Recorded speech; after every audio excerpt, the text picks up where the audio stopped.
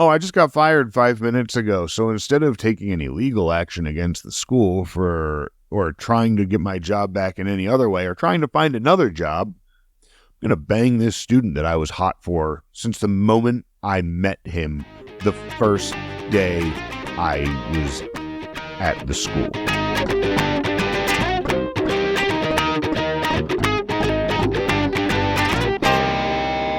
Hey, Upper East Siders and all you scandal-loving listeners out there.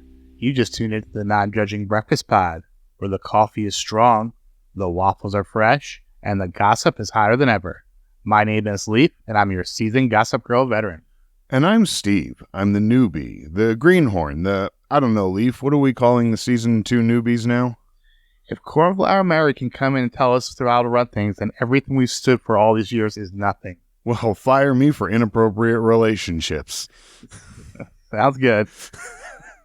So, here's the deal, folks. Leif has been watching this show since it first aired in 2007, and I'm diving in for the first time. And together, we're your dynamic duo, bringing you all the drama, romance, and sometimes questionable fashion choices of this iconic 2007 series.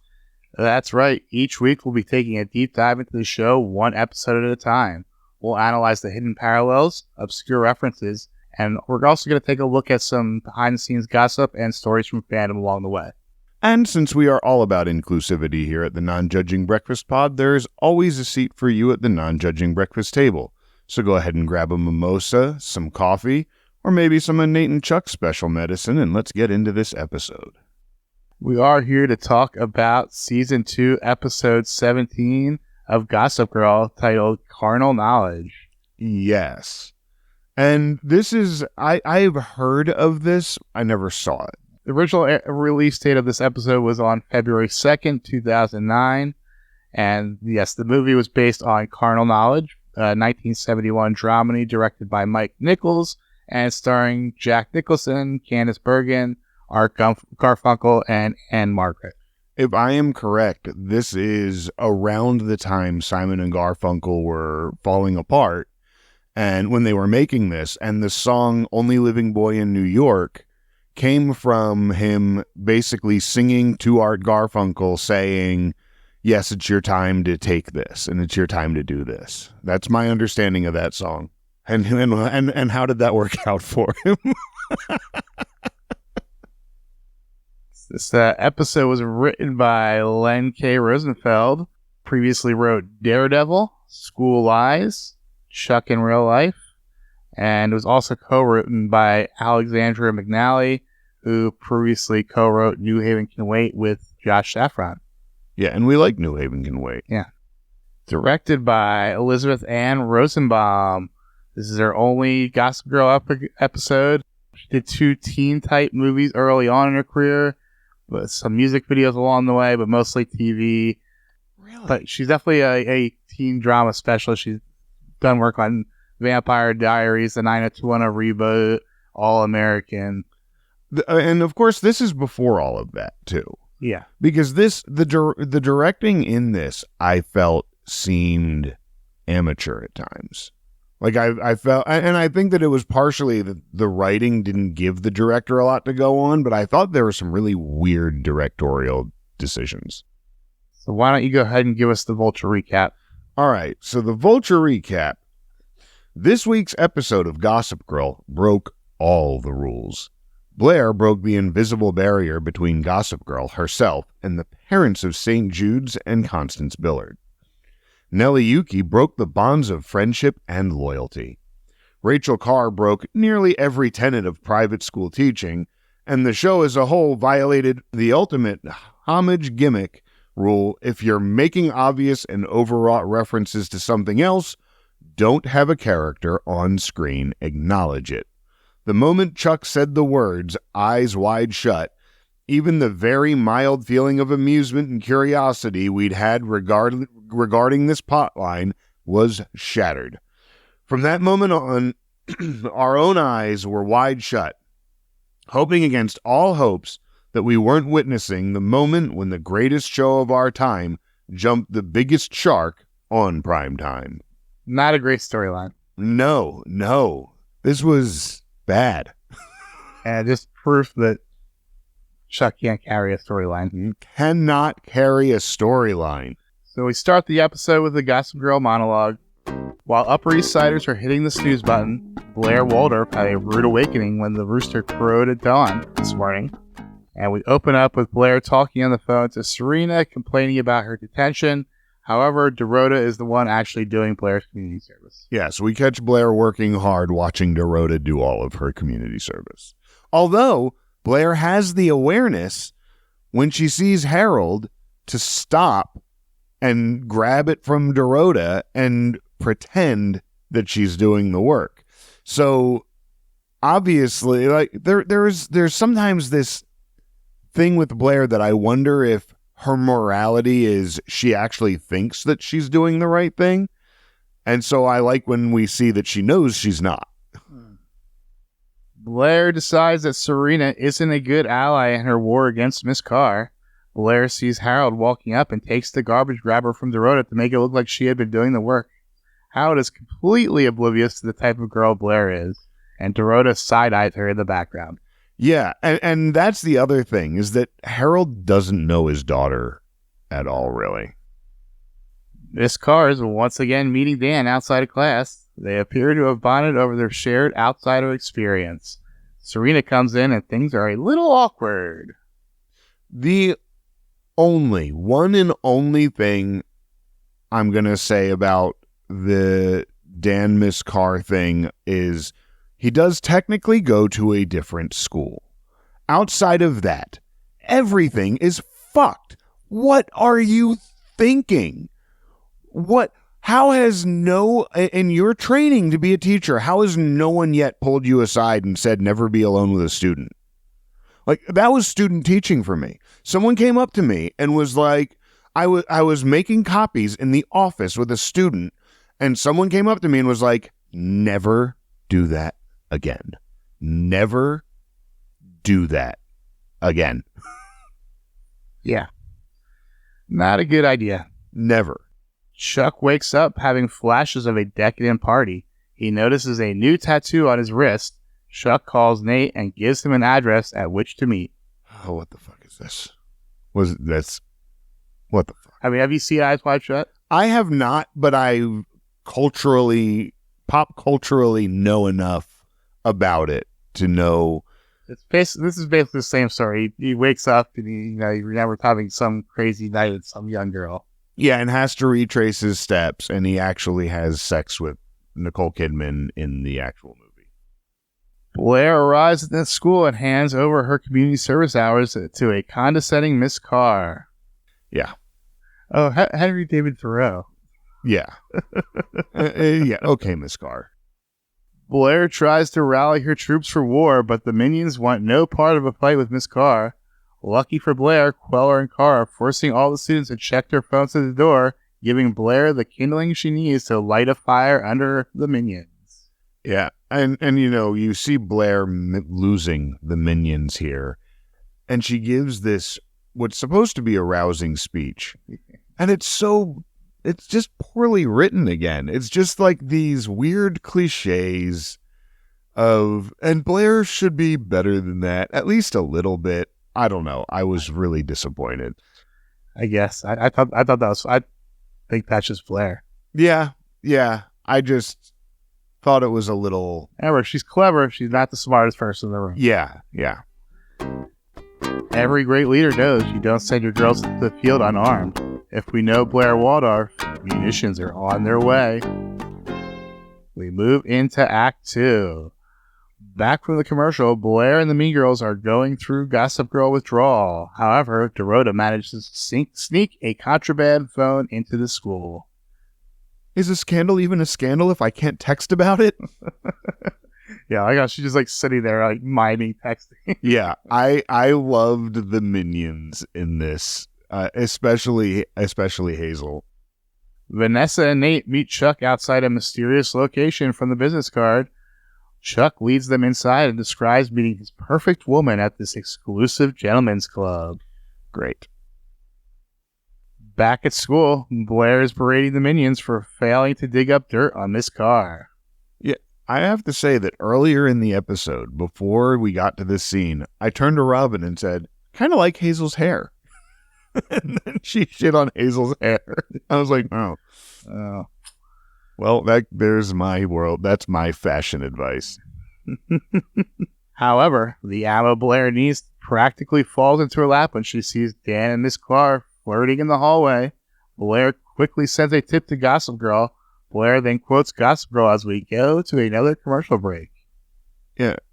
We get like awkward Dan, which we know awkward Dan, and we know Dan gets like that. But like, you're talking about her shirt? What the fuck? It was just too awkward. Breathe Dan.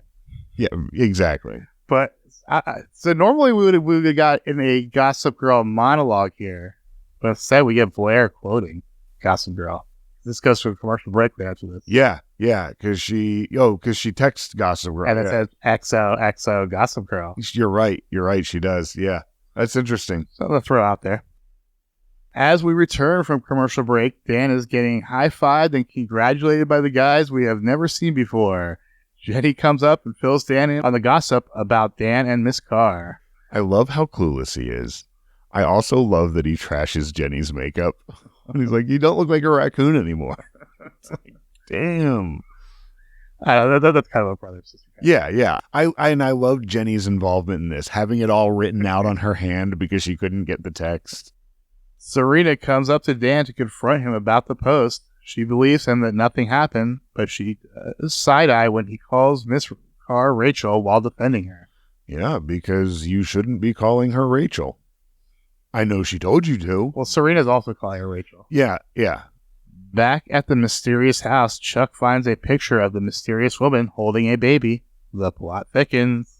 This was one of the parts that I thought was just really poorly written and directed.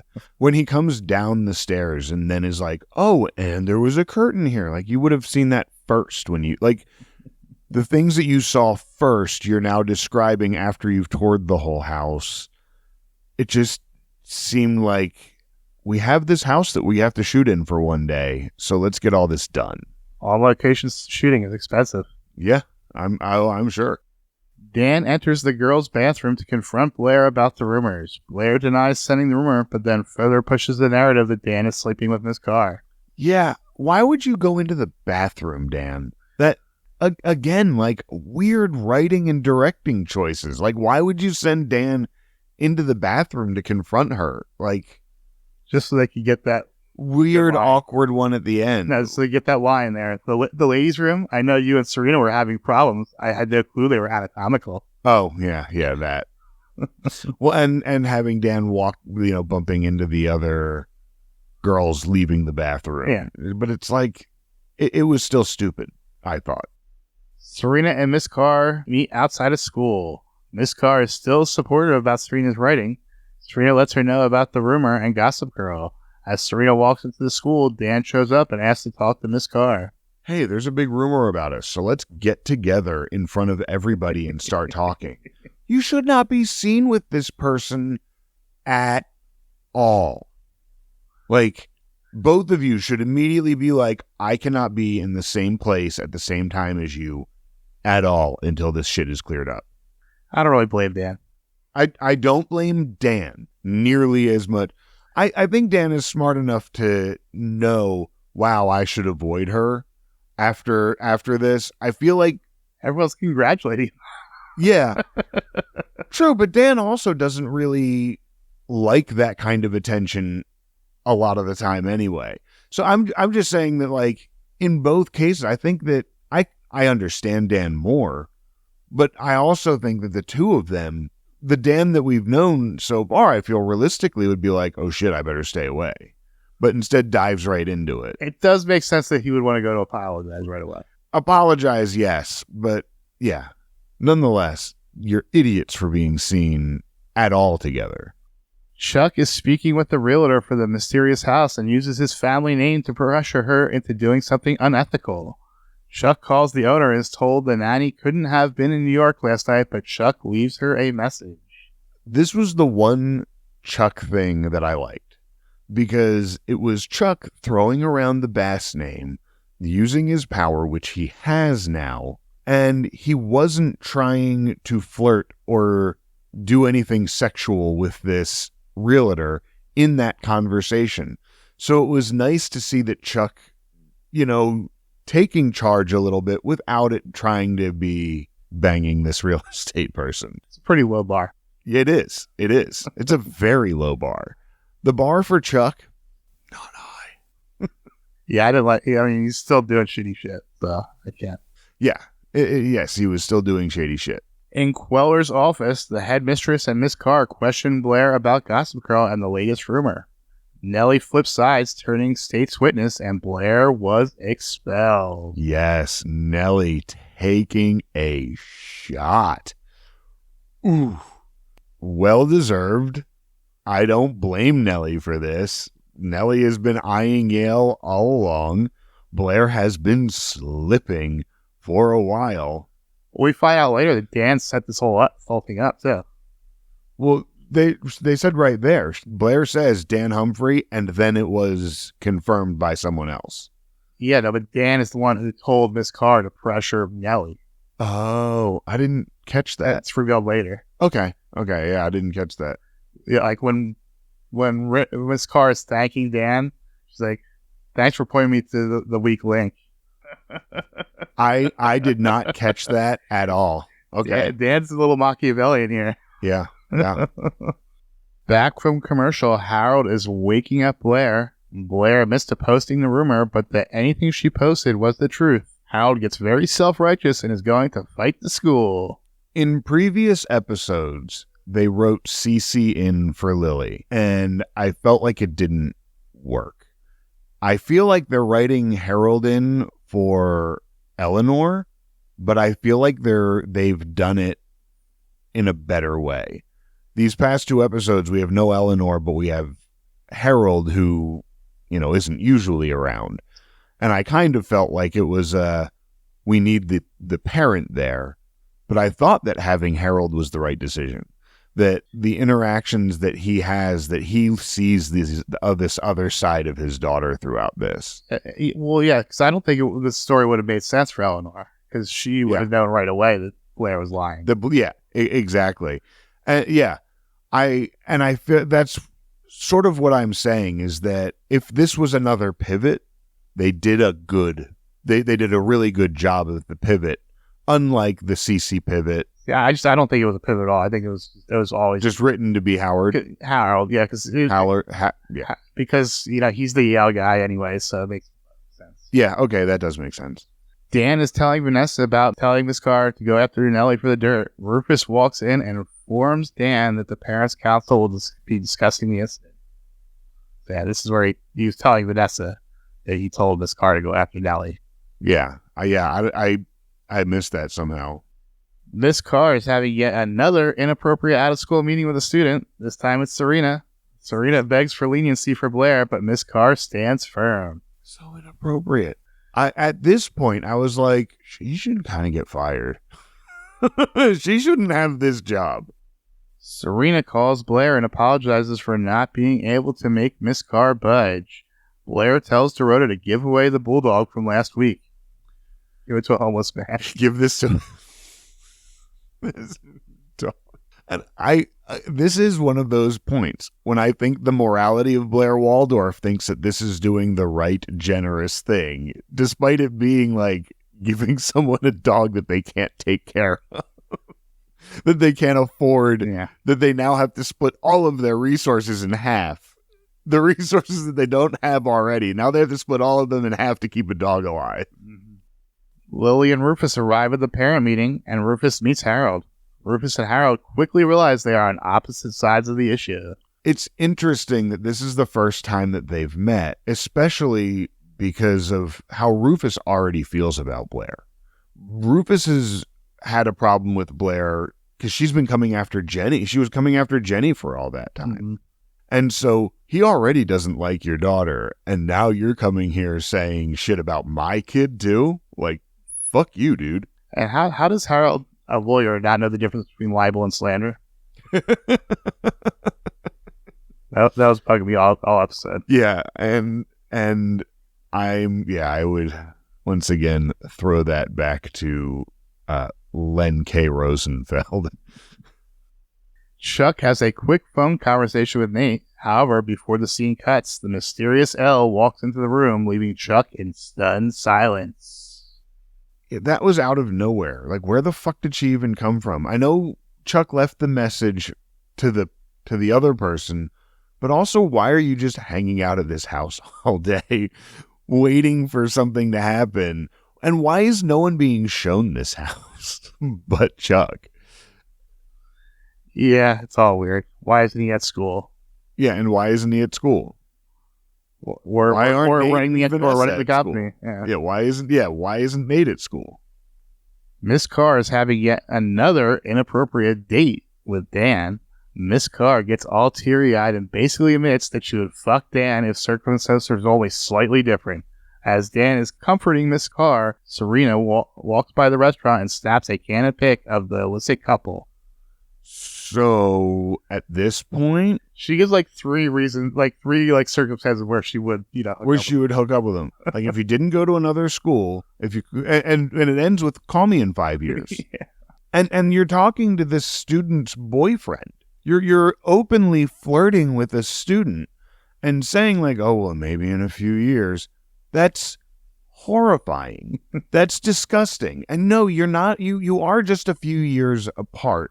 And in 5 years, no, it really wouldn't be a super inappropriate relationship other than the fact that you were thinking about this kid when he was a teenager. So now it's already tainted if he waited 5 years.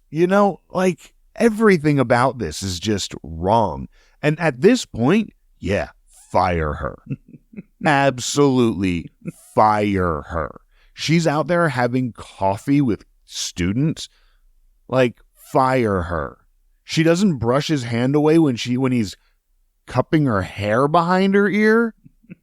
Fire her. Yeah. Spotted. Lonely boy going from teacher's pet to persona non grata in the pitter-patter of a heartbeat. Missed opportunity going from teacher's pet to petting the teacher. We move into Act 3. Chuck is talking in the dark with the mysterious Elle. The invitation wasn't for Chuck, it was for his father. I guess the club didn't get the Times the day of Bart's front page obituary. Elle admits to drugging Chuck, hoping he would forget all about the party. When Chuck was like, save me from what? I'm like, save him from what? Come on. The other thing, there's a little bit of a question mark here. They're talking about his dad's death and this secret society and all of this stuff that makes me wonder if Bart's death is somehow related to this secret society. But I also don't know that the Gossip Girl writers ever think that far ahead on it. Vanessa shows up at Nate wearing the mask he sent earlier. Good for them. When she first opened it, I thought it was a bra. When she opened that thing. But also, good for Nate and Vanessa. I'm glad that they are, as of right now, smooth sailing. Super boring. Yep. I don't care, though. I'm happy for them. You don't have to show them a lot. You can bore me with them. I'd rather you bore me with them than bore me with Dan and Serena getting back together and breaking up. Because I'm just sitting there like, they're going to fucking do it again. At Blair's, Serena reluctantly hands over the photo she just snapped of Dan in his car. Serena manages to send Dan a text that he needs to show up at the meeting before Blair drags Serena to said meeting. Yep. It was just so... Take a stand, Serena. Yeah. You know that Blair is going to use this for something bad. You know you should talk to Dan about this first. So you're fucking everything up, Serena, and you know it. This goes back to the whole Serena just doing things because she knows, and then using plausible deniability to get away with it. Yeah, exactly. And it's also, she's mad at both of them right now. Mm-hmm. She's mad at what she saw. And here's the thing. Serena has every right to be mad about what she saw because what she saw was super inappropriate. Yeah. That if that was, first of all, if that was any other girl, Serena has every right to be mad. If you're having that intimate of a conversation, your girlfriend can be mad. Oh yeah, Dan was definitely hitting on her. Yeah. Like it was all out of line. And so Serena handing the photo over, yeah, she fucked over Dan and she fucked over Miss Carr, but she isn't wrong either, because the fallout is what it should have been anyway. Mm-hmm. Harold the lawyer and Rufus an idiot continue to mislabel this as slander in the meeting. Then Blair bursts in and shows everyone the photo of Dan and Miss Carr. And busted here. Yeah. It's... Dan shows up outside the meeting and tells Serena the truth. However, even Dan recognizes the photo as pretty damning. Once again, we have Rufus not listening to his kids, and at the same time, you have Howard finally listening to his. Harold. Yeah, damn it, I keep calling him Howard.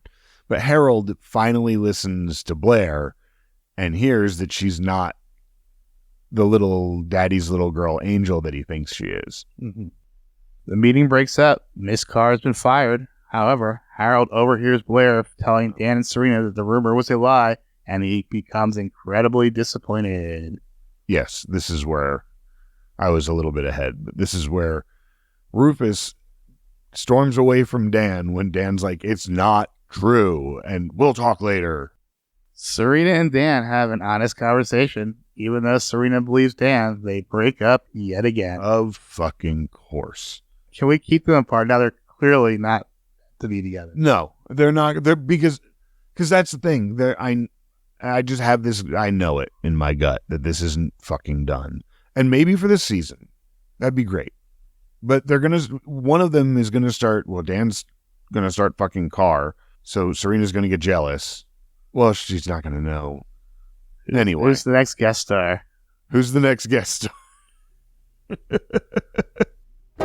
Sometimes the only thing left to do is wrap your arms around each other one last time and then just let go. I agree, Gossip Girl. Yep. Just let go. Just let go. You move into the epilogue. The next morning, Dan and Rufus are having a conversation. Rufus is actually making some sense for once. Even though he believes that there was no actual affair, what Miss Carr was doing was completely inappropriate. Dan gets a bit self-righteous and takes all the blame on himself, completely exonerating Miss Carr. I really appreciated Rufus's stance here. Yeah. I really appreciated him finally being on the logical side of things. Yeah, you didn't sleep with her. She still shouldn't be working there. Yeah. Serena goes to Miss Carr's apartment to apologize. Miss Carr gives her back her essay along with praise for her writing, but tells her it's better if Serena just goes away. Yeah. Serena, you fucked up here. You fucked up. You were mad, and you cost someone their career. So they're going to be a little upset with you. She cost herself a career. No, you're right. I'm not defending Miss Carr in any way, shape, or form. I'm just also saying Serena to go to her and be like, but we can still be friends, right? Is a little ridiculous. And why did she want us to be friends? And why do you want to be friends with her? She just stole your boyfriend. Yeah. Harold and Ramon have a goodbye conversation in Blair's room. Harold drops some hard truths. Handsome Dan has to go back to France with Harold, so Blair lifts the bulldog by the balls and sets him on the floor. Lifted that dog by the balls. I didn't notice it the first time, but Wow. What was that direction? Was that just a choice by Leighton? How do I hold dog? She just scooped right up behind him. Harold had to do some hard parenting, too. It's not easy to be disappointed in your kid. And that's rough. The not going to the airport with her, that hit me, because it's hard. Chuck is rummaging through his father's safe. He finds a box full of invitations similar to the one he had received, with just an address and time written on a card with the mysterious symbol on it. Chuck gets a call from Elle's boss, who says Elle never got off the train back from New York. Da-da-da. So fucking dumb. Guess we're continuing this story next week. Yeah. This is him on the safe. He's in the safe, right? When he goes through the safe? Yeah. How many fucking times has he been through that safe? He's been through that safe since Bart was alive. He's been in and out of that safe a million times, and you never found this thing of invitations? He probably didn't. They're just invitations before. He had the idea his dream girl is there. Sure. Dan goes to visit Miss Carr and apologizes for getting her fired. However, Miss Carr leans in and goes for the kiss. She pulls Dan inside her apartment. Bow, bow, bow. Yeah, so fucking dumb. Oh, I just got fired 5 minutes ago, so instead of taking any legal action against the school or trying to get my job back in any other way, or trying to find another job, I'm going to bang this student that I was hot for since the moment I met him the first day I was at the school. And this is how Dan Humphrey's porn career started. Queller is meeting with Rufus and Lily to tell them that Miss Carr will be reinstated due to insufficient evidence. Damn those teachers' unions. Yeah, I'd be surprised if they're unionized at a private school, at that kind of private school. I don't think Carr would have a whole lot of leg to stand on at a school like that. They really are usually, you're gone. The flip side to it, if they're not going to fire her, she should at least be written up. Like, there should be a record of she had inappropriate off-campus meetings with students, and she should be told, you are not to meet off-campus with students, and you are not to meet one-on-one with students. And we see Serena is leaving a message for Dan. She apologizes to Dan and asks if they can just forget the whole Rachel thing. No, see, Serena, you broke up. You broke up again. 5 fucking minutes ago, you broke the fuck up. They're just so fucking horny, these two. Yeah. They just gotta fuck. Yeah, and Dan's gonna get that message later and be like, oh shit, but I banged Carr and now I want to bang Serena some more. Oh no, who do I bang? That might be hard to do because as we switch back to Dan and Miss Carr, it's one thing to forget about a crush, but it's another when carnal knowledge is in the picture. If she had just waited another 5 minutes, she might have gotten the call from Queller that she had her job back. Yeah, I was unclear as to whose phone that was that we saw at the end, if it was Dan's or hers, because it's the missed message from Serena, but then there's also a missed message from Queller. They should have had both the phones with missed messages. I assume that was Carr's because it showed it as we heard the message from Queller. That's kind of what I was thinking too. And we end the episode with the Gossip Girl monologue. They say every action has an equal and opposite reaction, and once something is set in motion, it can't help but gain momentum. One thing's for certain on the Upper East Side. What goes around comes around. XO, Gossip Girl. Where are we heading next? Oh God, we're gonna hear more about this fucking Chuck thing, I'm sure. At least another episode or two of Chuck figuring out this stupid fucking mystery. Secret Society. I think this is number 3. Yeah. We don't have a name for this one yet. No. We've had the Skull and Bones. We've had the Colony Club. Right. Yeah, I think that we're going to get a little bit of a mess of Serena and Dan, and they're going to kind of maybe almost get together again, and then Serena's going to find out that he banged Carr. That's kind of my thoughts there. Carr is going to... So are Dan and Miss Carr going to be like just hooking up at school now? Yeah, totally. It's going to be a whole secret relationship. Absolutely. Boy. Yeah, oh boy. Yeah. It is a plot line that bothers me. It bothered me in Pretty Little Liars, and that's seasons. It really bothers me, the teacher-student thing, because they don't do enough to really make it inappropriate. They make it look hot, and it is, and I understand why. It's just so bad on so many levels. It's predatory, and yeah, I tend to just hate these plot lines. And here's the other thing, is that it does happen.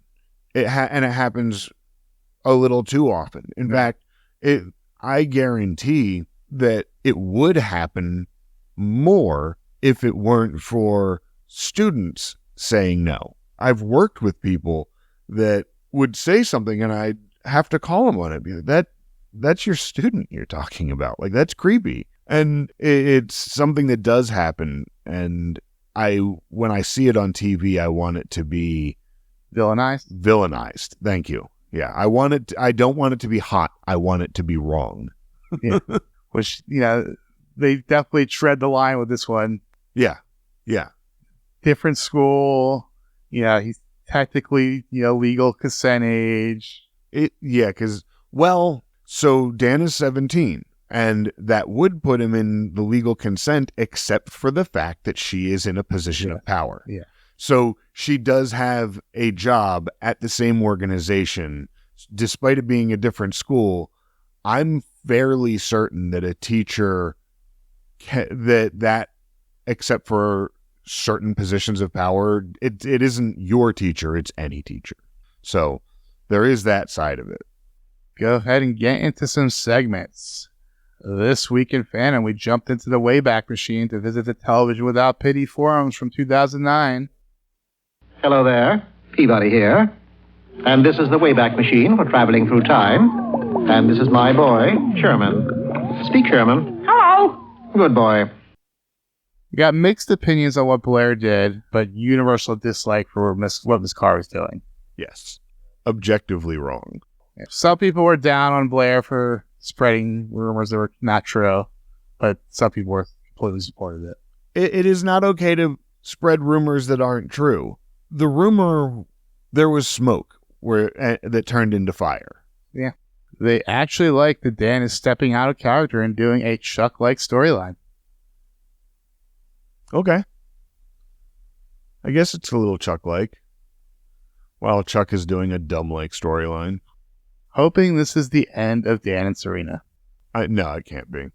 Here's why. Lily and Rufus are together now, right? If Lily and Rufus stay together, which I feel like they've gotten to here, I don't see why they wouldn't. If Lily and Rufus are together by next season, something has to happen with Dan and Serena.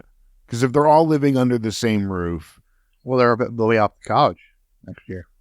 Oh, yeah. They are moving... Yeah. They haven't had the full awkwardness of the parents and them in a good place. And I feel like that has to happen before Dan and Serena were actually tied off. So I can't imagine this is the end of Dan and Serena. We can only hope. We could hope. Dorota is love. Always. Heart emoji eyes. Yeah. Love the costume and love the side-eyeing Blair. Yes. I love how aware Dorota is of how much of an asshole Blair is. The forums definitely pointed out the age of consent in New York is 17. Most states have a caveat that police officers can't date 17-year-olds and teachers can't date 17-year-olds. Public officials can't date 17-year-olds. There is like a professional thing in there. Eagerly awaiting Blair's revenge on Nellie. Yeah, that's going to be juicy. Yeah. Well, it should be. Nellie seems like she's winning here. Nellie's a competitor. Could Nellie usurp Blair and become the new queen? Well, school's almost over. She'll have 5 minutes at the end. Her winning is getting into Yale. Well, yeah. Blair doesn't. Yeah. Which I'm really starting to feel that has to happen because they can't all go to Yale. They can't leave the Upper East Side. No one's a fan of the Chuck storyline. No. And Nate and Vanessa, cute but pointless. Again, I'm good with it. I stand Nate. I love seeing Nate happy, even if it's with Vanessa. Let's go ahead and move over to some episode grades. What do you got this week, Steve? I went low. I gave this a D+. I thought this was maybe the worst episode we've seen so far. I thought that aside from the plot lines that I thought were just kind of dull and uninspired, I thought the writing to get through them wasn't good. I thought, again, weird directorial choices, especially with the Chuck stuff. Why is he coming down the stairs? Why? Just so many weird things. Yeah, I hated this. Yeah, a lot of that stuff with Chuck was an attempt at an homage to Eyes Wide Shut. Eyes Wide Shut. I've never seen it. So a lot of those shots looked like that movie. Did it? Yeah. But that story definitely brought down... I actually like this episode other than that storyline. It would have been like a B, but that brought it down to a C+ for me. I think that the triggering nature of the teacher storylines for me, that probably also really worked into that. I mean, I hate that they did it, but I think it was, yes, you would have liked to see him villainize some more, but I think it was a good dramatic storyline.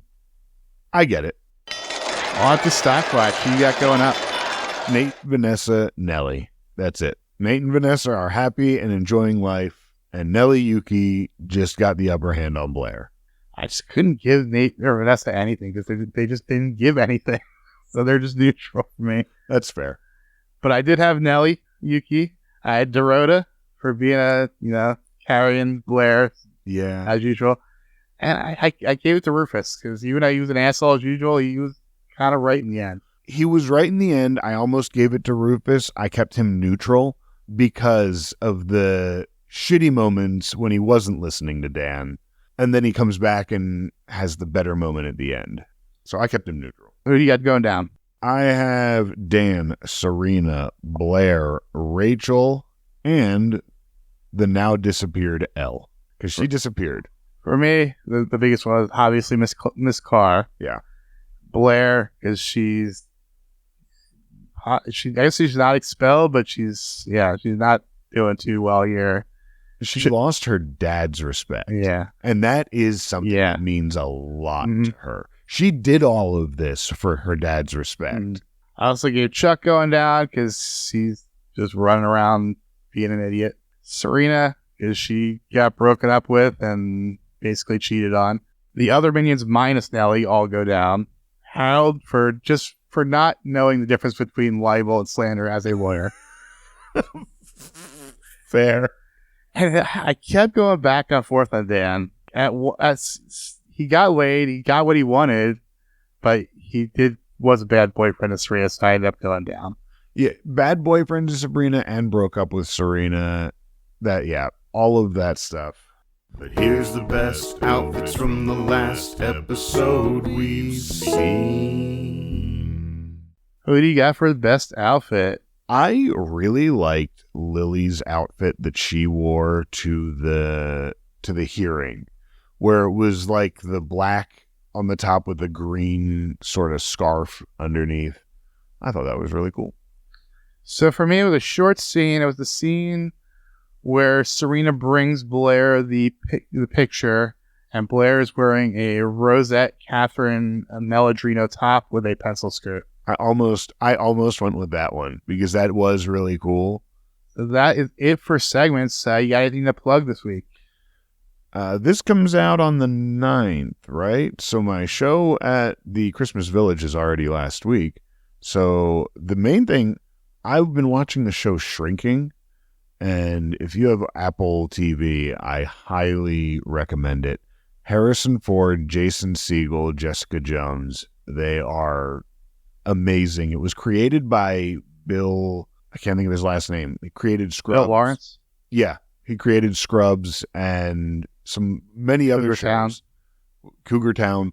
And in fact, it stars one of the actor from Scrubs and Cougar Town, who played Dr. Cox's wife. I can't think of her name. From Drew Carey show. Yes. Yeah. She's on the show. Ted McGinty is her husband. So they jumped the shark on episode 1. And Ted McGinty on that show is my spirit animal. He's amazing. So check out Shrinking. If you want to follow me, I am on Instagram and Blue Sky at Hot Capicola. That's HOTCAPICOLA. And you can follow the podcast on pretty much any social media at Non-Judging Breakfast Pod. That's Threads, Instagram, Facebook. And then if you want to find our links to our Discord server and our Patreon, you can go to nonjudgingbreakfastpod.com. And if you would like to get in touch with us, please send us an email at nonjudgingbreakfastpod@gmail.com. We would love to hear what you have to say and maybe read your thoughts on air. And we'd love to continue the discussion with you. And please, while you're listening, give us a like, a subscribe, a follow, leave a comment. It really helps with our visibility on Apple Podcasts. And while you're at it, talk to your friends about what you're listening to. Bring a friend along. Tell them that you have this great podcast you're listening to. Spread the word. And we'd love to have you have the water cooler talks about us. And we will be back next week to talk about Season 2, Episode 18, The Age of Dissonance. The Netflix episode description reads, the seniors put on a production of The Age of Innocence. Chuck enlists help from an unlikely source. Oh, boy. Oh, boy. Play sounds fun, though. Yeah. And probably highly inappropriate for a high school. Well, until next time, you know you love us. XOXO. Every time you walk away, run away, you take a piece of me with you there. Every time you walk away, run away, you take a piece of me with you there. Every time you walk away, run away, you take a piece of me with you there. Oh, it seems I'm walking right to your door. My heart's still resting, looking for something more. Are you ever gonna see everything you mean to me? I'm trying really hard to believe. Every time you walk away or run away, you take a piece of me with you there. Every time you walk away or run away, you take a piece of me with you there. Every time you walk away or run away, you take a piece of me with you there. Never feels right when I'm out here on my own. I left last night and it feels like way too long. Are you ever gonna see everything you mean to me? I'm trying really hard to believe. Every time you walk away or run away, you take a piece of me with you there. Every time you walk away or run away, you take a piece of me with you there. Every time you walk away or run away, you take a piece of me with you there. Come back to me. Smile and you'll make my life complete. Every time you walk away or run away, you take a piece of me with you there. Every time you walk away or run away, you take a piece of me with you there. Every time you walk away or run away, you take a piece of me with you there.